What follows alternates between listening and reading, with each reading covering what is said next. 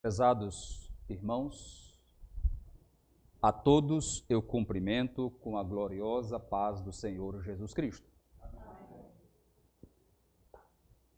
Somos gratos a Deus por esta oportunidade que o Senhor nos concede de nesta noite, no dia 29 de novembro de 2020, estarmos aqui para juntos elevarmos as nossas vozes em adoração ao único Deus verdadeiro.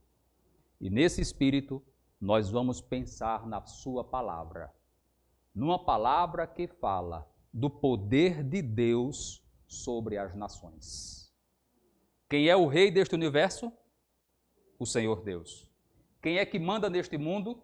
O Senhor Deus. Quem é o centro de todas as coisas? O Senhor Deus. Quem é o nome que está acima de todos os nomes? O nome do Senhor, o nosso Deus. Jeremias, capítulo 27. Abra, por gentileza, a palavra de Deus nesse texto. E nós vamos ler Jeremias, capítulo 27, do versículo 1 até o versículo 7. E depois nós vamos voltar para Jeremias 25, versículo 11. Tudo em Jeremias, bem pertinho. No início do reinado de Zedequias, filho de Josias, rei de Judá, veio esta palavra a Jeremias da parte do Senhor. Assim me ordenou o Senhor: faça para você um jugo com cordas e madeira e ponha-o sobre o pescoço. Depois mande uma mensagem aos reis de Edom, de Moabe, de Amon, de Tiro, de Sidom, por meio dos embaixadores que vieram a Jerusalém para ver Zedequias, rei de Judá. Esta é a mensagem que deverão transmitir aos seus senhores. Assim diz o Senhor dos Exércitos, o Deus de Israel: eu fiz a terra, os seres humanos e os animais que nela estão, com o meu grande poder, com o meu braço estendido, e eu a dou a quem eu quiser. Agora, sou eu mesmo que entrego todas essas nações nas mãos do meu servo Nabucodonosor, rei da Babilônia. Sujeitei a ele até mesmo os animais selvagens. Todas as nações estarão sujeitas a ele, a seu filho e a seu neto, até que chegue a hora em que a terra dele seja subjugada por muitas nações e por reis poderosos. 25, versículo 11. Toda esta terra se tornará uma ruína desolada, e essas nações estarão sujeitas ao rei da Babilônia durante 70 anos. Amém? Glorificado e exaltado para todo sempre seja o nome do nosso Senhor e Salvador Jesus Cristo. Meus irmãos, nós estamos lidando com um texto profético, histórico, e que diz muito ao meu coração sobre os dias em que nós estamos vivendo. Hoje, dia 29 de novembro, em vários estados do Brasil, foi eleição para o segundo turno. Nós tivemos a oportunidade de exercitar direitos de cidadania e de democracia, votando em homens ou em mulheres, otorgando-lhes um mandato de 4 anos para o exercício do poder executivo municipal. Há 2 semanas atrás, nós votamos também em prefeitos e elegemos vereadores. E nós vamos refletir nesse texto que nos mostra a soberania de Deus sobre as nações humanas.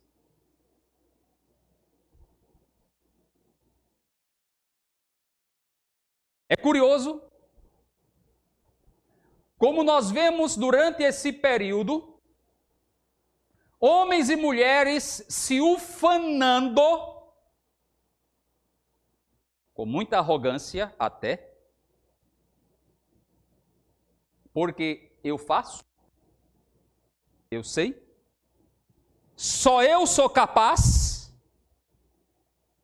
os outros não prestam, só eu reúno as condições para transformar a minha cidade. É a turma do eu.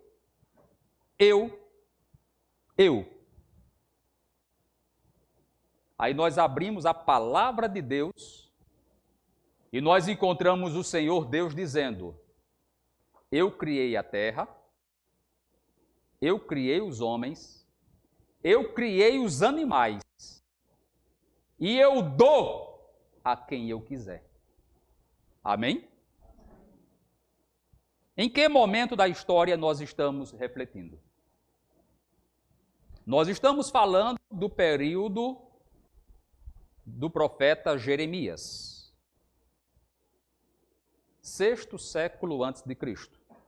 Permitam-me apenas, até para facilitar o nosso raciocínio, fazer uma rápida, não vai durar mais do que 2 minutos, uma rápida síntese da história da monarquia de Israel. Acompanhe comigo. O primeiro rei de Israel foi Saul. E ele governou por 40 anos sobre toda a nação, que não tinha estados nem tinha municípios. A divisão geográfica lá era com o nome de tribos. Havia 12 tribos, que correspondia aos filhos de Jacó: Rubens, Simeão, Levi, Judá, Issacar, Zebulon, Dan, Gade, Azé, José, que foi substituído por Efraim e Manassés, Levi e Benjamim. Os levitas não tinham direito à terra, mas estavam espalhados por todo o país em 48 cidades.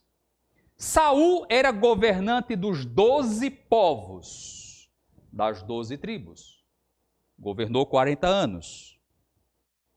Quando ele morreu, Davi assumiu. E também governou em cima sobre os 12 povos, as 12 tribos. Quando ele morreu, o seu filho Salomão assumiu o governo e passou mais 40 anos governando as 12 tribos. Esses 3 reinos, a monarquia unida, representam um período de 120 anos da história de Israel. Um rei governando toda a terra. Quando Salomão morreu, o seu filho Roboão se indispôs com os súditos e ali houve uma divisão no reino de Israel. Roboão ficou governando a tribo de Judá e Benjamim, com a capital de Jerusalém, no sul do país, e as 10 tribos restantes ficaram seguindo Jeroboão. Os irmãos estão acompanhando a linha histórica. 120 anos, monarquia unida. Agora começa 2 períodos distintos, onde nós temos o reino dividido com o rei do norte, Jeroboão, e o reino do sul, com Roboão. Do reino do norte, nós tivemos 19 reis. Aliás, 18 reis. 18 reis, até que no ano 722, Deus permitiu que Senaqueribe, rei da Assíria, invadisse Samaria e levasse para o cativeiro. Acabou o reino do norte. Nenhum desses reis prestava, todos eram idólatras, nenhum deles servia a Jeová, todos perdidos. A idolatria campeava durante todo esse período. Aqui no Reino do Sul, nós tivemos 19 reis. Todos foram descendentes de Davi. Não houve nenhuma interrupção. De Roboão até o último rei, cujo nome era Zedequias, esse cidadão que nós estamos falando dele aqui. Foi o último rei de Jerusalém, o rei Zedequias. O Reino do Sul teve reis consagrados para Deus, como Ezequias, como Josias, mas teve também os reis perdidos, idólatras, pecadores. E no ano 606, Deus levantou Nabucodonosor, rei da Babilônia, para invadir Jerusalém. E o Reino do Sul estava agora perdendo a sua independência.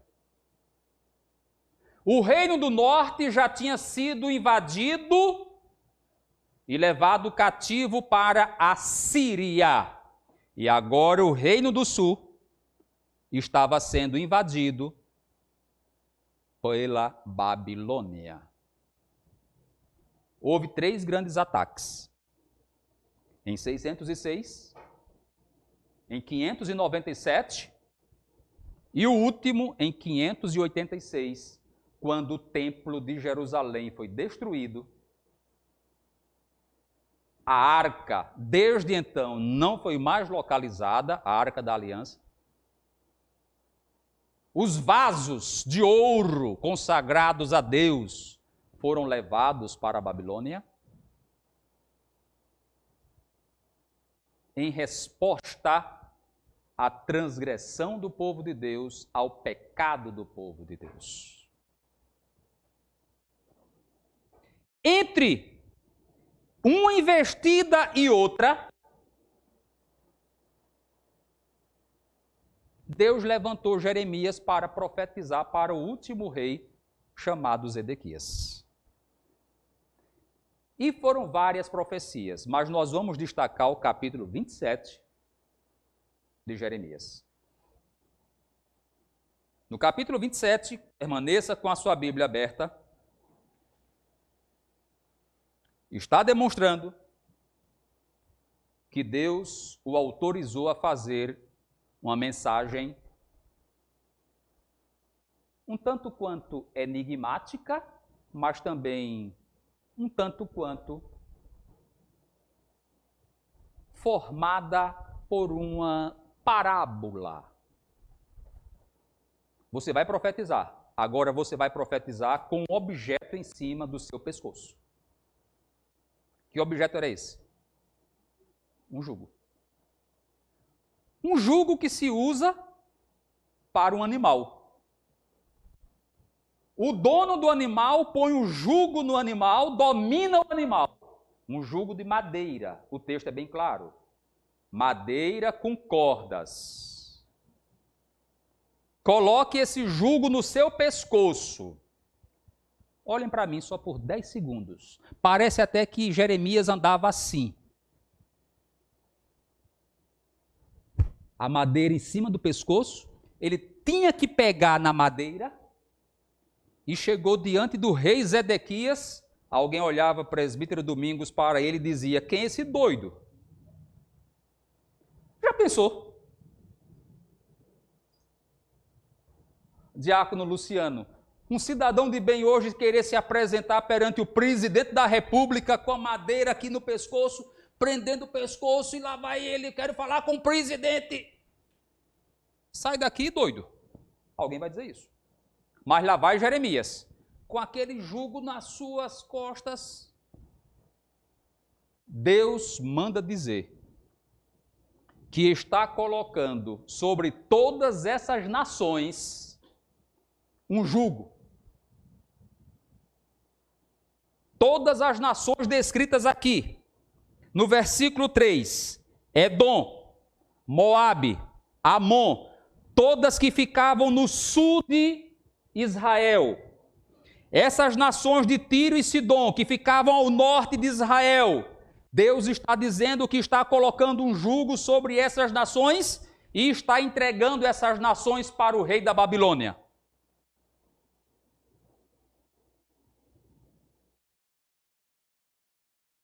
A palavra de Deus é essa. E o que é que eu quero destacar nesse texto? Acompanhe comigo. No versículo 5. Eu fiz a terra. Olha Deus falando. Quem fez a terra? Jeová.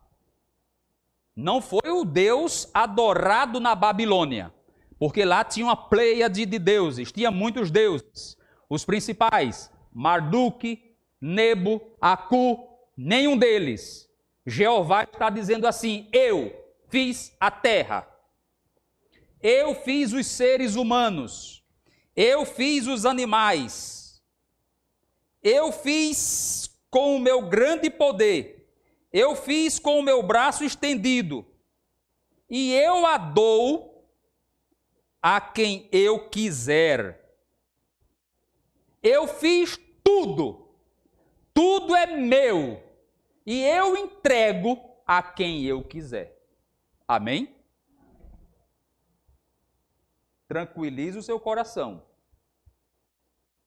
Irmãos que me escutam aqui, irmãos que me escutam em casa, tranquilize o seu coração. Porque o político X ou o político Y pode vencer uma eleição, mas o poder continua na mão de Jeová.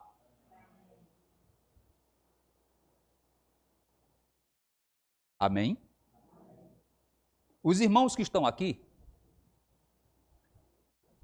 se tiveram a oportunidade de ler um texto que eu publiquei hoje de manhã no grupo de WhatsApp da igreja, e eu vou me permitir ler com os irmãos alguns desses versículos que nós ali apontamos.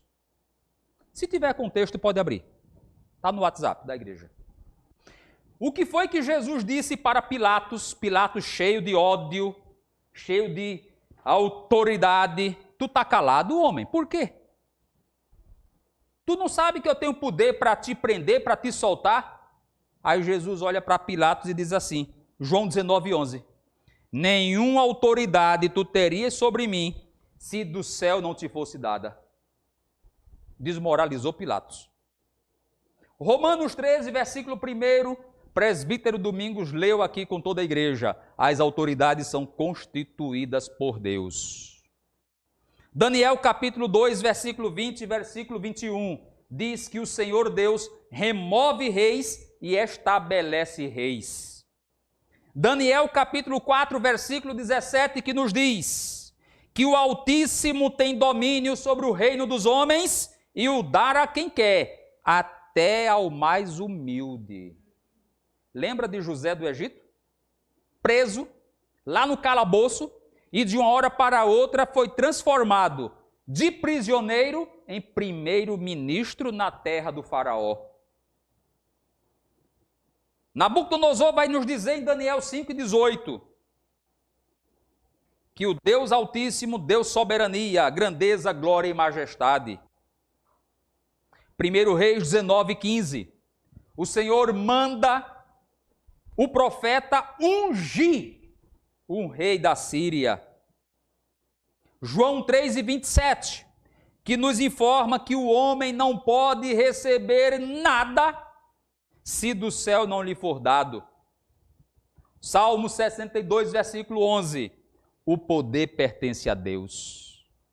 A oração de Ana, em 1 Samuel capítulo 2, versículo 8, ela diz que ele levanta do pó o necessitado, ergue do monte de cinzas o pobre e faz sentar com os príncipes e lhes dá lugar de honra. Irmãos, tudo isso nos mostra de uma maneira muito clara e evidente que o domínio deste mundo, apesar de nós não entendermos todas as coisas, continua nas mãos do Senhor. O problema é que nós não entendemos. O nosso raciocínio é pequeno. E às vezes nós fazemos alguns questionamentos que ultrapassam a nossa capacidade de percepção. Onde eu vejo destruição, caos, Deus pode estar vendo um propósito a ser cumprido. Nós temos hoje, em alguns lugares do mundo, governantes ímpios administrando nações. Nós temos aqui do Brasil alguns governantes dos três poderes, que se dependesse da nossa vontade, não estariam nos cargos que ocupam. Quantos de nós, em vários momentos, já não manifestamos a nossa insatisfação com determinadas figuras públicas do executivo, do legislativo e do judiciário? E é um direito nosso. É um direito nosso protestar. Mas nós não sabemos exatamente os caminhos de Deus nessas tormentas. Quer ver esse exemplo? Bem claro nesse texto, está no versículo 6. No versículo 5, o Senhor afirma e reafirma a sua soberania sobre toda a terra. E no versículo 6, ele nos surpreende. Agora, sou eu mesmo que entrego todas essas nações nas mãos do meu servo Nabucodonosor.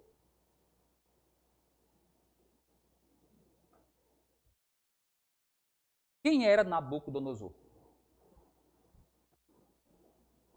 Homem ímpio, idólatra, perverso.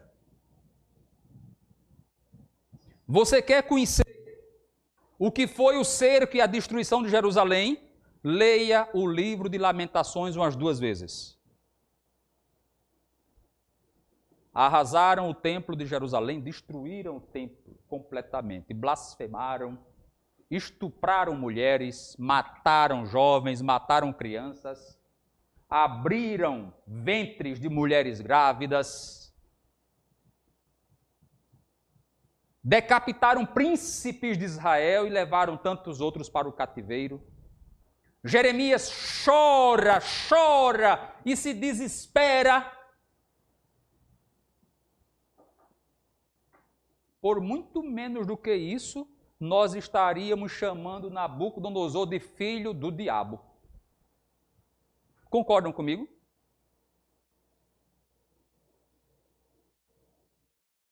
Jeová, aqui, nesse texto, e uma página atrás, no capítulo 25, novamente, ele chama de Nabucodonosor, meu servo. Eu não entendo. Os meus neurônios são pobres. Mas Nabucodonosor ali estava cumprindo um propósito de Deus. Meu servo, não porque servisse a Deus, não era crente, não adorava o Senhor, mas ele estava ali naquele momento cumprindo um propósito de Deus. É surpreendente isso, e não é apenas com Nabucodonosor que o Senhor fala dessa maneira. Em Isaías 44, 28, Isaías 45 primeiro, nós vamos encontrar Deus anunciando Ciro, o rei da Pérsia, que haveria de autorizar a construção, a reconstrução de Jerusalém, e o Senhor chama Ciro, que também é um rei pagão, rei idólatra, ele chama Ciro de o meu ungido.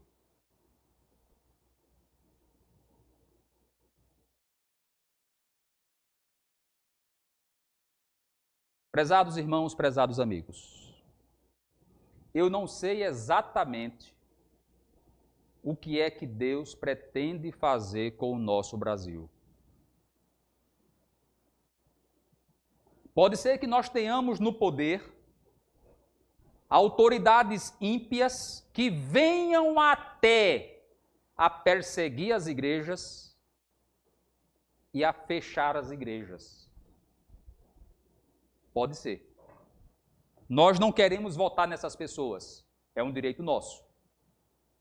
Mas nós não sabemos como Deus conduzirá a história do nosso Brasil. Uma coisa eu lhe digo, meu filho Mateus, com muita sinceridade no meu coração. Apesar de toda perseguição que poderá se abater sobre o povo de Deus, o Senhor Deus continua no comando de todo o universo. Uma coisa que eu descubro quando eu estudo o cativeiro da Babilônia. Ezequiel estava na Babilônia levado como cativo. Jeremias permaneceu em Jerusalém. Ezequiel foi levado para a Babilônia. E no livro de Ezequiel, 217 vezes, isso é até surpreendente, Ezequiel, levado cativo, perdeu sua liberdade, perdeu sua autonomia, era sacerdote, não podia mais exercer o seu sacerdócio, está na Babilônia como cativo, é tomado por Deus em visões e em muitas revelações, e no seu livro, que tem 48 capítulos, 217 vezes, ele chama Deus de o soberano Senhor.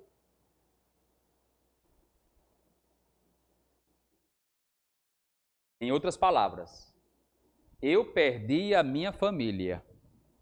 Em outras palavras, eu perdi a minha terra. Em outras palavras, eu perdi a minha função. Em outras palavras, eu perdi a minha liberdade. Em outras palavras, eu estou preso. Em outras palavras, eu sou cativo, mas ele continua sendo o soberano Senhor do universo. O soberano não é Nabucodonosor.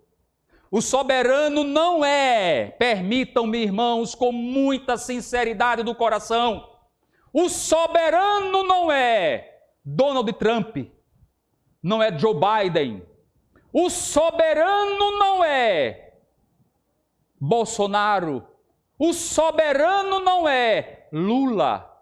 Permitam-me, irmãos, com muita sinceridade na alma, o soberano não é nenhum desses homens ou mulheres, mas o soberano é aquele que disse: é-me dado todo o poder no céu e na terra, e no dia final, diante dele, diante do seu grande trono branco, todos esses homens e mulheres terão que dobrar os seus joelhos e confessar que só o Senhor é Deus.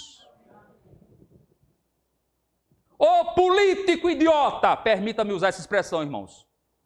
Você está se achando que só você pode salvar o mundo?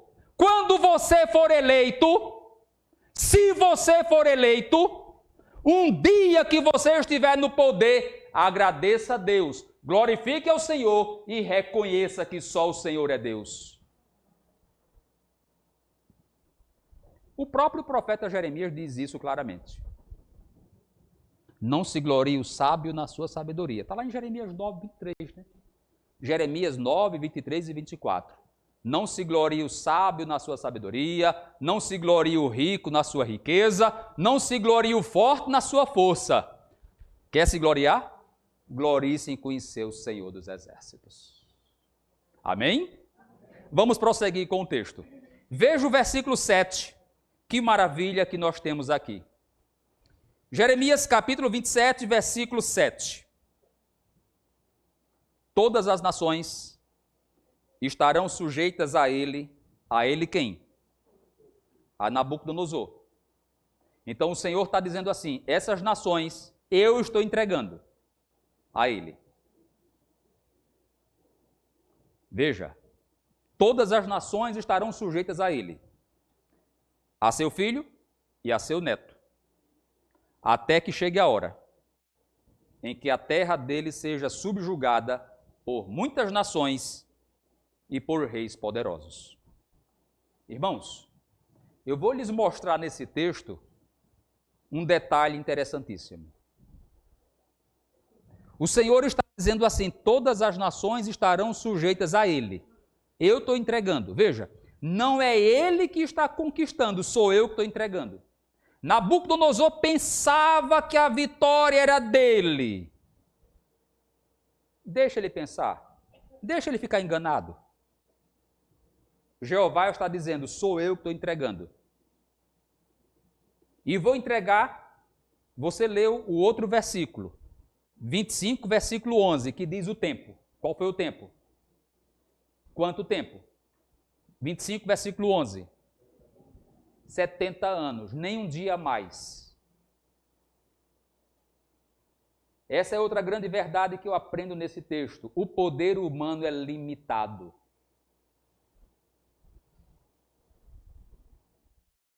O poder pertence a Deus. O poder ele delega para quem ele quer.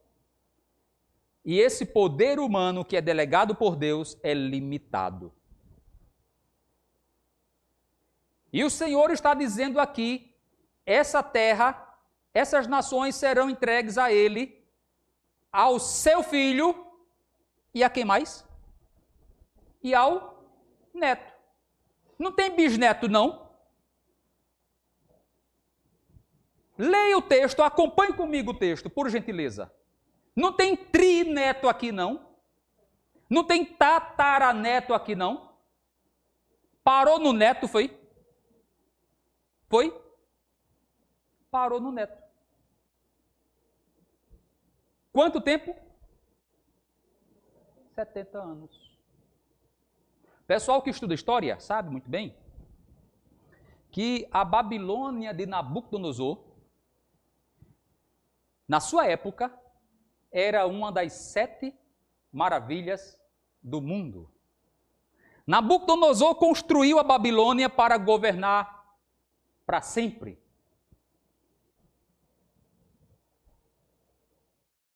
Nabucodonosor construiu a Babilônia para ser rei perpétuo com a sua dinastia.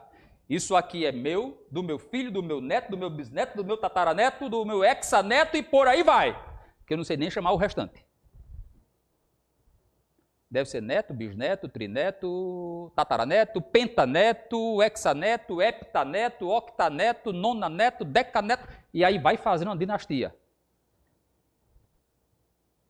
Ele fez muralhas grandiosas, que o historiador Heródoto nos conta que nessas muralhas, a parte de cima, você tinha uma carruagem que podia fazer a volta, tão larga que era. Os jardins suspensos da Babilônia eram glamour.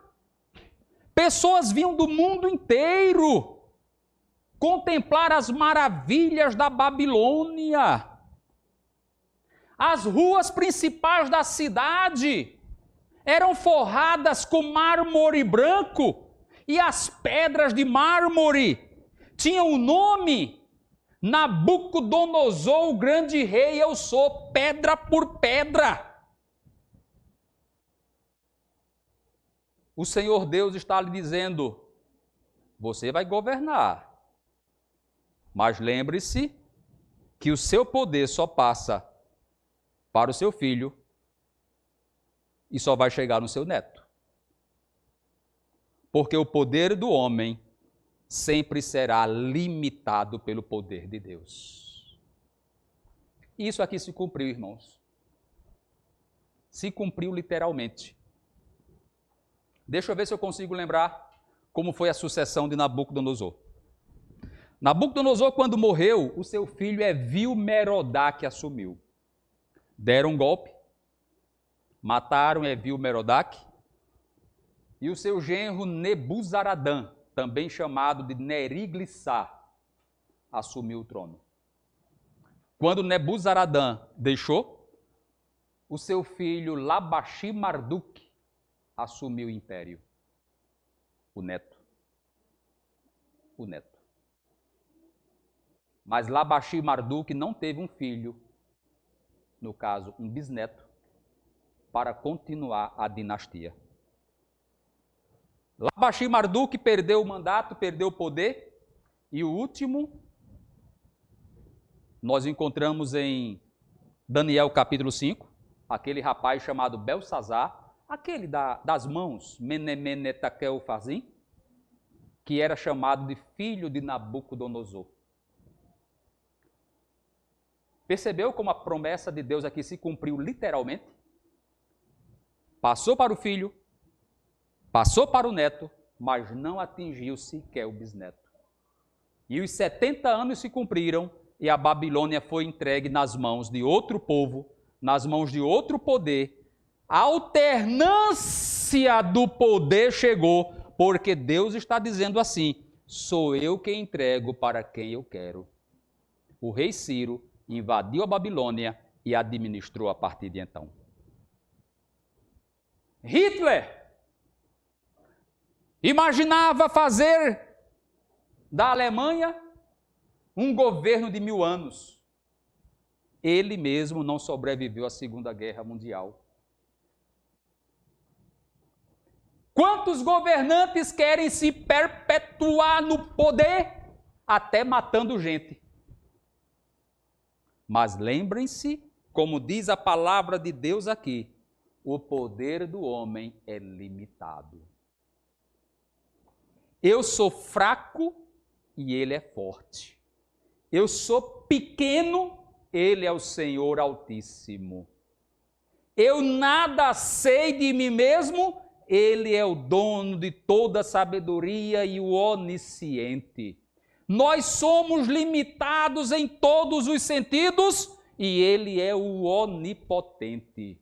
Governantes e governados, precisamos ter essa consciência, porque o poder está nas mãos de Deus. Amém? Mas, irmão Jorge, só para terminar agora. O irmão está pregando que o poder está nas mãos de Deus, que Deus entrega o poder a quem Ele quer, e eu creio nisso. Romanos 13 diz isso claramente. E nós vamos fazer o que com os nossos governantes? Nós vamos orar por eles. E nós vamos protestar contra eles no momento em que eles transgredirem a palavra de Deus. Está escrito em Atos dos Apóstolos, capítulo 5, versículo 29. Antes importa obedecer a Deus do que obedecer aos homens. Meu conselho final, nesta noite, para o povo de Deus: não desonre as autoridades. Reconheça que essas autoridades foram constituídas por Deus. Não difame. Não chame palavrão. Crente não faz isso. Crente não faz isso. Crente não vai para a internet para ficar esculhambando com autoridades. Crente não faz isso. Crente ora pelas autoridades e crente protesta contra as autoridades. Se eu estou insatisfeito com uma determinada postura do presidente, do governador, do prefeito, do ministro, do deputado, do senador, do vereador, eu tenho todo o direito do mundo, respeitosamente, de expor os meus protestos. mas sem ofensas pessoais. E nós devemos reconhecer, como diz a palavra do Senhor aqui, Ele é o Criador, Ele é o mantenedor. Foi Ele que fez e Ele entrega a quem Ele quiser. Que Deus nos abençoe e que o Espírito Santo de Deus fale aos nossos corações, hoje e sempre. Amém.